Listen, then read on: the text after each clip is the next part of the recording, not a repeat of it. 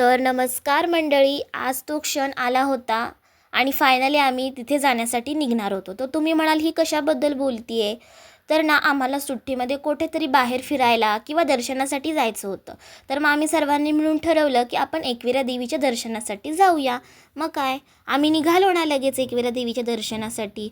वाटेत डोंगर दऱ्या पार करत आम्ही एकविरा देवीच्या दर्शनासाठी निघालो. खूप छान छान झाडं, दऱ्या, डोंगर आम्हाला वाटेत पाहायला मिळाले आणि बघता बघता आम्ही एकविरा देवीच्या डोंगराच्या पायथ्याला जाऊन पोचलो. आपण जेवढी मान वर करू तेवढी ती झाडं वाढतायत की काय असा भास होत होता, कारण एवढी ती उंच झाडं ताडमाडासारखी पाहून ना कोणाला देखील आश्चर्यच वाटेल.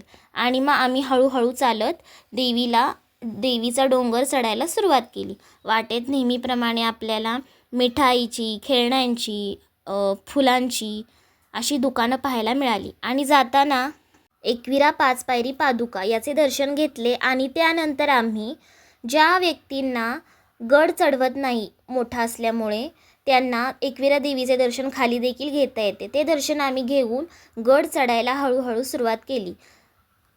आणि अशा तऱ्हेने आम्ही डोंगरावर पोचलो. तो एवढा सुंदर भव्य दिव्य डोंगर पाहून मन अगदी भारावून गेले. मंदिर देखील खूप छान होते. आम्ही रांगेत जायला सुरुवात केली. गर्दी देखील फार कमी होती, त्यामुळे दर्शन खूप छान झाले. तिथे देवाचे इथे फोटो काढण्यास मनाई होती, त्यामुळे जमेल तसे फोटो काढण्याचा प्रयत्न केलेला आहे. त्यानंतर आम्ही कारल्या लेणीमध्ये जाऊन प्रवेश केला. तिथे जाण्यासाठी तुम्हाला तिकीट काढावे लागते. ते तिकीट आम्ही काढले आणि ते लेणी पाहण्यास निघालो. तिथे एकूण एक सुंदर असं कोरीव काम पाहून मन अगदी भारावून गेलेलं होतं. खूप छान आणि मन प्रसन्न करणारी ही लेणी होती. एकूण एक सर्व तिथे जे स्तंभ आहेत त्या स्तंभावरील प्रत्येक कलाकृती पाहण्याजोगी होती. आणि तुम्हाला जो समोर मोठा स्तंभ दिसत असेल त्याची माहिती इथे खाली दिलेली आहे. त्यानंतर आम्ही बाहेर आलो आणि दुसऱ्या गुफेमध्ये गेलो. तिथे गेल्यावर असं वाटलं सुद्धा नाही की इथून आपल्याला एक सुंदर नजारा पाहायला मिळेल. पण काय म्हणावं, तिथून तुम्हाला सर्व डोंगराच्या म्हणजे देवीच्या मंदिराखालील सर्व परिसर पाहायला मिळाला. खूप छान होता तो.